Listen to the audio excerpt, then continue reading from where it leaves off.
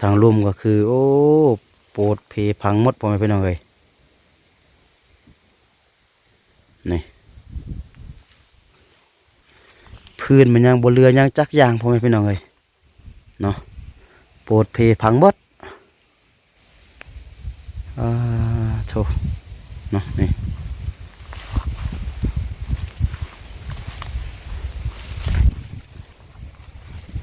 บนเรือยังเลยพ่อแม่พี่น้องเลยแม่นพาศกพาเสื่อมยังพุ่น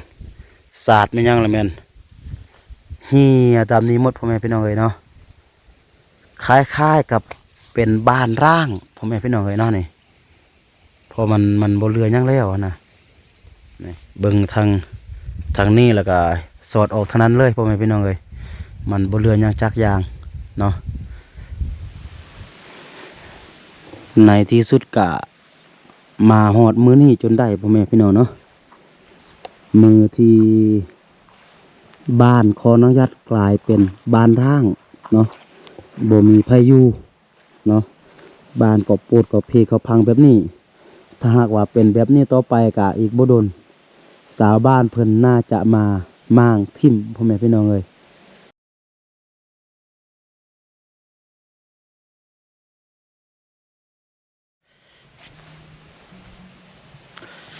กราบทักทายสบายดีและสวัสดีเด้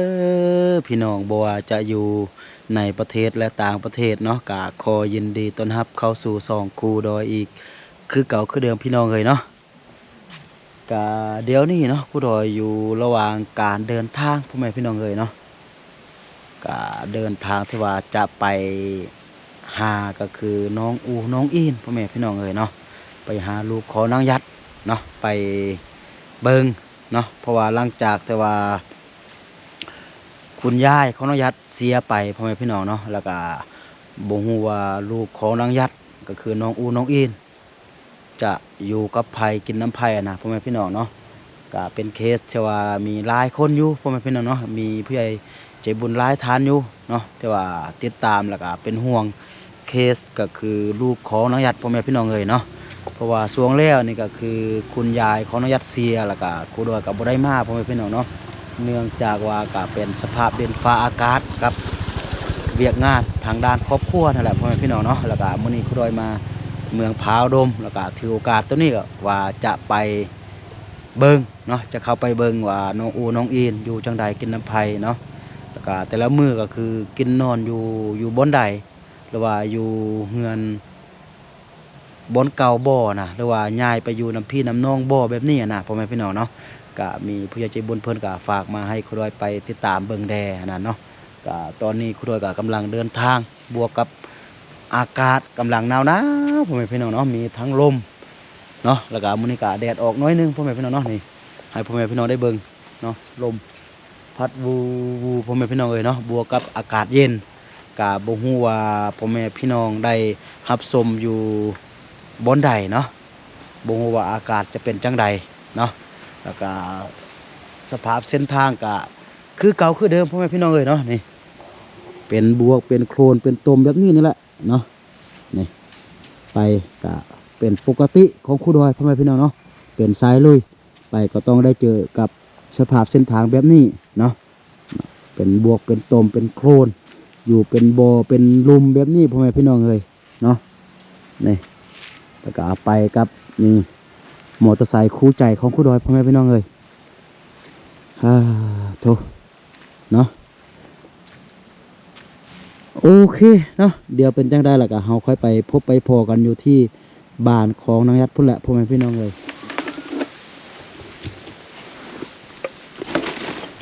ตอนนี้ครูดอยก็มาฮอดอยู่ที่บ้านของนางยัดเป็นที่เฮียบห้อยพ่อแม่พี่น้องเอ้ยเนาะนี่โอ้โทบานก็บ่มีหยังเรือพ่อแม่พี่น้องเนาะนี่ล่มเบิ่งแต่หลังคานี่เนาะเอียงไปพุ่นเรียบร้อยพ่อแม่พี่น้องเลยคิดว่าน่าจะล่มเนาะนี่เบิ่งทางนี้ก็คือเห็นพุ่นสอดทางพุ่นพ่อแม่พี่น้องเลยนี่เบิ่งเครื่องคองก็สะคือแต่บ่มีคนอยู่นั่นแหละพ่อแม่พี่น้องเลยเนาะนี่ โอ้โตนี่ทางนั้นก็บ่เรือหยังแล้วพ่อแม่พี่น้องเอ้ยครูดอยก็ย่านแด่พ่อแม่พี่น้องเนาะบ่กล้าเข้าไปอ่านี่มันเครื่องมันคองมันสาดมันหยังเหี่ยหมดพ่อแม่พี่น้องเอ้ยเนาะ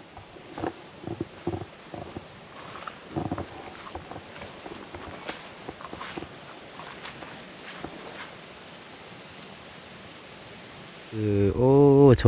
บ่เรือหยังเลยพ่อแม่พี่น้องเอ้ยนี่ทางลุ่มก็คือโอ้โปรดเพพังหมดพ่อแม่พี่น้องเอ้ยนี่พื้นมันยังบ่เรือยังจักอย่างพ่อแม่พี่น้องเอ้ยเนาะโปรดเพพังหมดโถเนาะนี่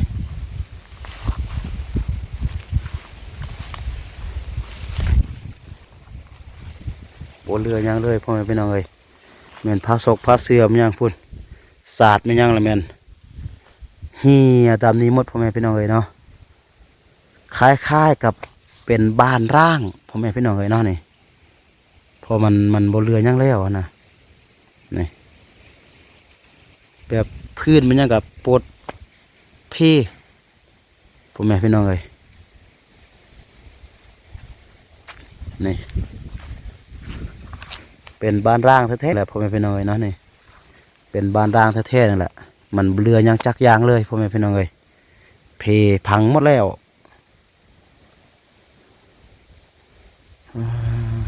โธ่เนาะ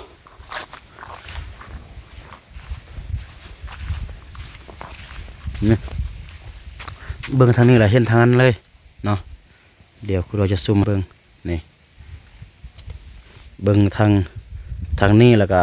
สอดออกทางนั้นเลยพ่อแม่พี่น้องเอ้ยมันบ่เรือยังจักยางเนาะ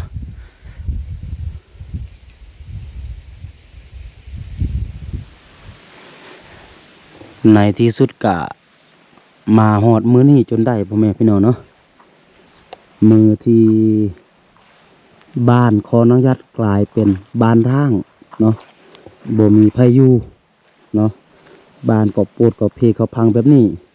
ถ้าหากว่าเป็นแบบนี้ต่อไปกะอีกบ่โดนสาวบ้านเพิ่นน่าจะมาม่างทิ่มพ่อแม่พี่น้องเอ้ยเพราะว่าถ้าหากว่าเฮือนที่มันบ่มีพายุโดนไปหั่นน่ะเพิ่นบอกว่ามันบ่ดีพ่อแม่พี่น้องเอ้ยเนาะเพิ่นจะม่างออกเนาะตามเหตุของเพิ่นโธ่บ่ฮู้ว่าน้องอูน้องอีนอยู่กับไผพ่อแม่พี่น้องเนาะแต่ว่าที่แน่ๆก็คือจะบ่อยู่เฮือนหลังนี้แล้วพ่อแม่พี่น้องเนาะเพราะว่ามันอยู่บ่ได้แล้วเนาะเดี๋ยวครูดอยจะออกไปหาเอ้ยห่วมก่อนพ่อแม่พี่น้องเอ้ยแล้วก็ไปถามรายละเอียดนำเอ้ยห่วมว่าเดี๋ยวนี้น้องอูน้องอีนอยู่กับไผเนาะกินอยู่จังใดตอนนี้ครูดอยก็มาฮอดอยู่ที่บ้านของไอ้เอ้ยห่วมเป็นที่เฮียบห้อยพ่อแม่พี่น้องเอ้ยเนาะโทรมานี่เกิดลูกติเสะเกิดแล้วมีช่องตู้ กี่โอ้โถพ่อแม่พี่น้องเอ้ยสบายดีเอ้ยห่วมสบายดี สบายดีลูกมาสบายดีสบายดีลูกอีเดือนโอ้เพิ่นเปิดเพลงจ้ะโถเป็นจังไดเดี๋ยวนี้เฮือนนางยัดที่ว่าบ่มีพายุแล้วเนาะเดี๋ยวนี้เนาะมันมีไปอยู่อินกับอู้ไปอยู่นำอินนี่อียีไปอยู่ไสไปอันไปนำอียีไปมือในซึบมืออื่นไปมือกับไปกับน้องสาวของน้องยัดเนาะอียีไปล้างกล้วยอียีก็มาล้างมีแต่แจ้ลูกซ้ำนี่ลูกชอบคนนึงมีแต่ผัวล้างกี่เดียวเจ้าว่าจะส่งไปอยู่กับน้องสายน้องยัดบ่กี่ปุ๊กแน่พาอย่างสิตู้พี่นั่นน้องชายวะมอบ่อยู่มอลืงบ่เคยน้องอินกับน้องอูบอกว่าบ่ลืงบ่อยากอยู่นำน้องชายอยู่นำอินนี่อียีดีแสดงว่าไปอยู่พุ่นเนาะเงียบ แม่ทู่ห้าว่าเก็บลักซีดขายว่าจังแม่ก็ตั้งเพศได้แล้วได้อันของยุ่งก็ได้ของยีดบ่ได้นี่จะล้มลูกบ่ได้ว่าบนอันอยู่นำอียีโทรศัพท์อียีก็เสียบ่ได้ล้มลูกอันอียีดก็ล้างกล้วยน้ำกั้นนี่โทรศัพท์มาใช้เงินมันทู่ห้าล้มลูกบ่ได้ว่าจังมื้อนี้ในหนูอีก บ่ต้องโทรเทื่อก็ได้ ตัวทางค่อยโทรค่อยโทรอยู่ไปได้อยู่10มื้อแล้วเนาะเดี๋ยวนี้เนาะ สิบมืออื่น 10มื้อมื้ออื่นเนาะ มือเต้ามือวานเม็ดเท่าครอบมือวาน อืม มือเต้าเม็ดเท่าใต้เลยนอนนำเม็ดเท่าเชาะนอนอยู่พ่นตกมดคืนอันเฮานึงเข้าประมาณ5 โมงเนี่ยมา5เฮาเนี่ยว่าไปเบื้องเม็ดเท่าใต้แล้วมีมดมีหยังอีซับอีอินบอกเขาว่าจังนี้เอาเมื่อเบื้องใต้เทเม็ดเท่าใต้แต่ต้นกลางคืนเลยนอนโมกกันนอนเอาผ้าห่มตกอยู่นำกันอินหมูหมดยานมันคนอื่นยานมันบ่ยานมานี่ว่าคันเลื่อนบ่จันชอดทุกคันเลื่อนบ่พูดบ่พี่ก็จะนอนบ่ยานอิน ยินว่าสมมุติว่าทางเฮือนนี่บ่ปวดบ่เพกจะอยู่เฮือนหันคือเก่า อยู่คือเก่าอยู่น้ำไผยานจะบ่ฮักบ่เคยว่าจังนี้ ไปอยู่นำน้องชายนางยัดก็ยานเขาสิบ่ฮักเขาก็มีลูก 2-3 คนนั่นน่ะยานนั้นน้องชายนางยัดหันสิบ่ฮักคือลูกเขาตนเองเนาะยานกินข้าวบ่อิ่มยานบ่ได้กินข้าวอยากอยู่เฮือนก็ปวดก็เพเนาะ อยู่นี่มันมีกินวันนึงเข้าก็มานึ่งเฮือนเอื้อยนี่ตลอดยามวันนึงเอื้อยก็นึ่งไปส่งเม็ดเท่ายังปากตลอดลมตลอดน่ะยามสิตายแล้วมูว่าคนเฒ่าคนแก่ไปได้เฮาก็บ่ฮู้เลย เฮาเกี่ยวข้าวก็เอาชิ้นเบเอาแกงเบนี่ให้กินดิดักน่ะ2-3 มื้อเข้าก็กินบ่กินเด้เข้า2 มื้อตายเฮามาสร้างเฮ็ดแนวใดเอาเฮ็ดแนวไหน ก็เฮาก็ถือว่าเฮ็ดเต็มที่แล้วเนาะ ให้เต็มที่เอาก็เบิกยาไว้เจ็บท้องเฮาก็ซื้อให้ยาอันที่ต้นนี่กินก็ว่าดีมื้อนึงก็ว่าเจ็บกันนั่นเอาคนเฒ่าเฮาก็ซื้อให้ตลอดยาเฮาก็สิดูทั้งอินทั้งอู้เลยบ่ยานคนใต้เลยนอนนำกัน เพราะว่าน้องอินน้องอูก็ค่อนข้างดื้อหรือว่าซนเลยดื้อก็ย้อนยาม เบิ่งเครื่องบ่เอาแป้เนี่ยอันนี้นี่เฮาอันแก้ไว้อันนี้มันติดเม็ดเท่าบ่ชักกด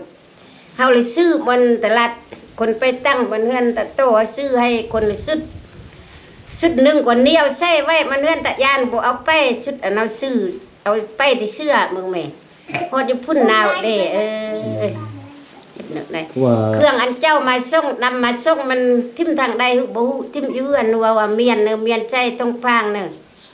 ใส่ที่ผ้าห่มไว้เฮือนตะยานเครื่องก็บ่ใส่เครื่องนักเรียนยังอยู่หั่นเครื่องนักเรียนแถว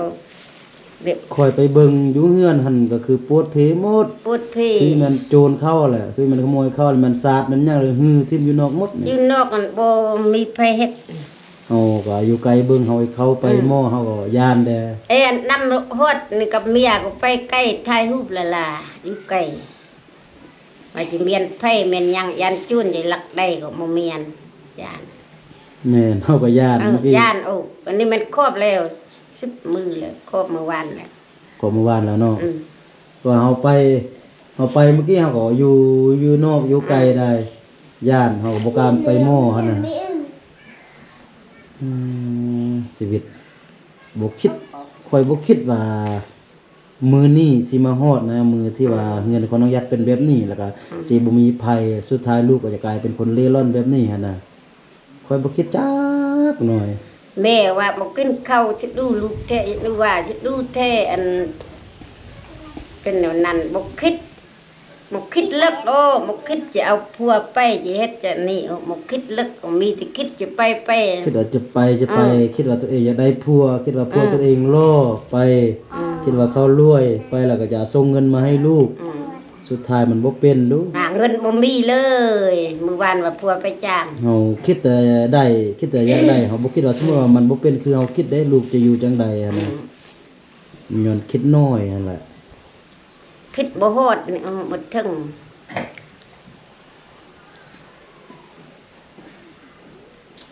บ่ฮู้ว่าเจ็ดแนวใด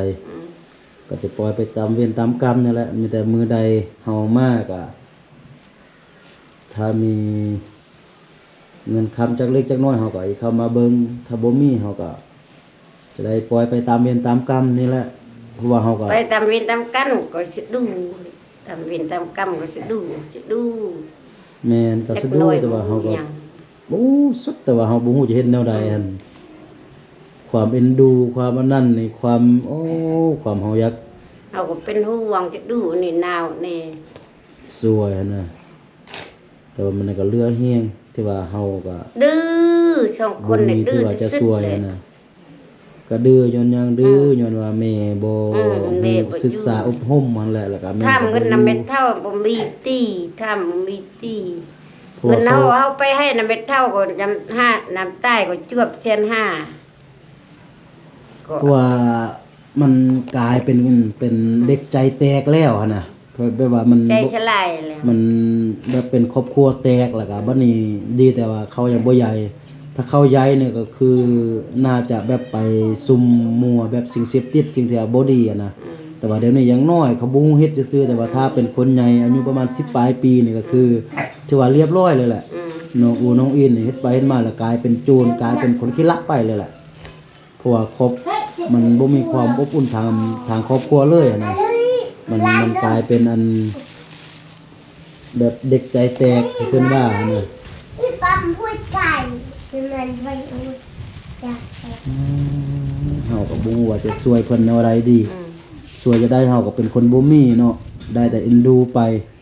ก็มีหยังบ่มีหยังก็มีแต่เบิ่งกันไปจะนี่แหละ มีแต่บึ้ง นี่วางเลย โธ่สิดูจากเฮือนที่ว่าเพิ่นมาช่วยเหลือมันยังมีครบทุกสิ่งทุกอย่างสุดท้ายตัวเองมาเฮ็ดให้ตัวเองแบบนี้อะนะนางยัดอะนะถ้าเฮ็ดคือไอ้แพ้วนี่ดี เห็นเอ้ยแพ้วนี่ว่าบ่เอาเลยผัวเอ้ยแพ้ว บ่ นี่ เอาคนกดถามคนกินกดถามบ่เอาคิดลูกโอ้ลูกหลาย เดี๋ยวอยู่เฮือนเฝ้าเฮือนดีใจสุดได้เฮือนนี่เฝ้าเฮือนเลย ลูกชายก็จะเป็นบ่าวลูกหญิงก็จะเป็นสาวแล้วเที่ยวซ้ำมี3คน นี่จะนั่นนั่นโอ้ อียัดแล้วมาคิดโอ้จังนั้น เฮาถามว่าเอาผัวว่าบ่เอา อืม ยุ่งสมองว่าเอาผัวนี่เอ้ยแพ้วนี่คิดได้ 10คนก็เอาผัวก็พ่อกล้วยก็ได้เงินให้พ่อแม่อันนี้ผัวบ่เกิดก็ป้าบ่เอาเลยอียัดนี่เลยนำความเพิ่นว่า สุดก้อนว่าท่านมาว่าเอ้ยร่วมสิเอาคนจีนเอาบ่ให้เอา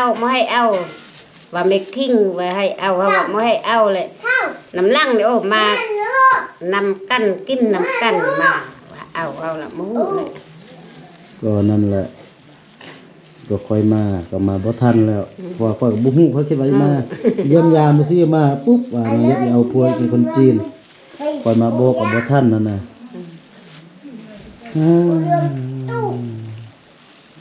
ก็เสียจังไดเดี๋ยวนี้ผู้ที่ว่ารับเวรรับกรรมต่างก็เป็นลูกน้องอูน้องอิน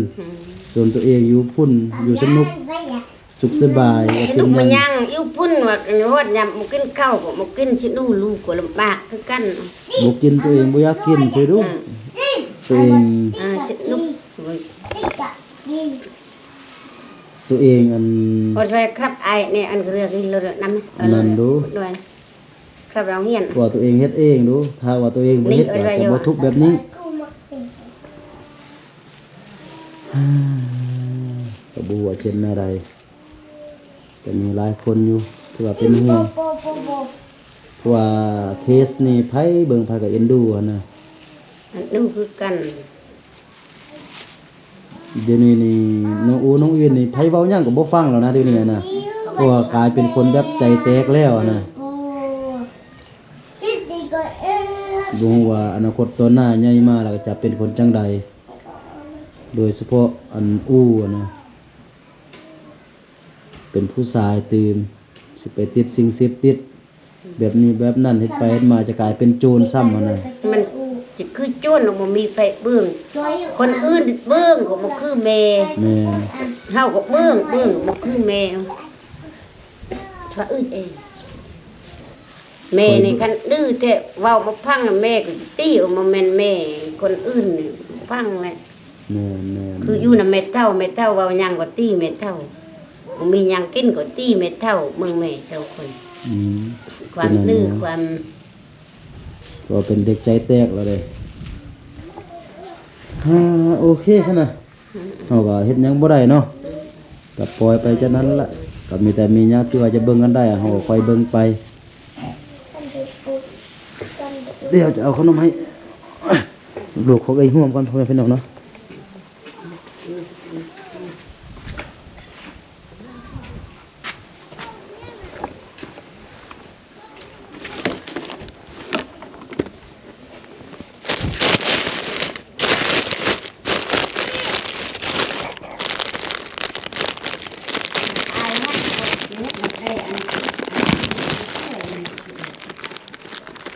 อยู่นำเม็ดเท่านี่มันมีมันน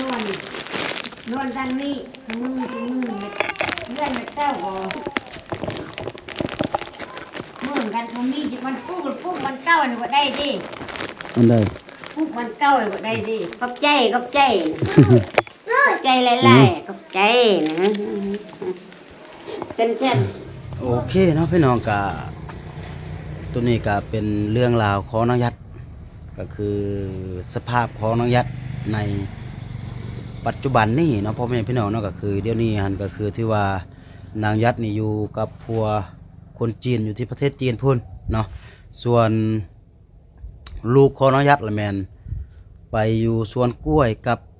น้องสาวของน้องยัดเนาะเป็นน้องสาวต่างเมแบบห่วมพ่อแล้วก็คนละเมแบบนี้อะนะพ่อแม่พี่น้องเนาะส่วนเฮือนกับปูดกับพังกับเพเนาะกลายเป็นบานร่างเป็นที่เฮียบห้อยเพราะว่าเดี๋ยวนี้หันมันบ่มีพายุเนาะเพราะว่าน้องอูน้องอินอยากอยู่หันแต่ว่ามันก็อยู่บ่ได้เนื่องจากว่ามันบ่มีบนอยู่แล้วนะพื้นมันลงพื้นหมดแล้วนะเนาะก็คือมันโพดมันเพมันพังหมดแล้วนะตามที่เอ้ยร่วมเพิ่นว่าบอกว่าน้องอูน้องอินบ่อยากไปแต่ว่าก็จำใจเพราะว่ามันบ่มีบนอยู่เฮือนมันพังหมดนะเนาะก็จะปล่อยไปตามเวรตามกรรมคือครูดอยได้ว่าในต้นคลิปนั่นแหละพ่อแม่พี่น้องเอ้ยเนาะก็สุดแต่ความเอ็นดูสงสารแต่ว่าเฮาก็บ่สามารถที่ว่าจะช่วยเหลือที่ว่าแบบหลายกว่านี้ได้อะนะเนาะเนื่องจากว่าเฮาก็บ่มีที่ว่าจะช่วยเหลือไปหลายกว่านี้อะนะ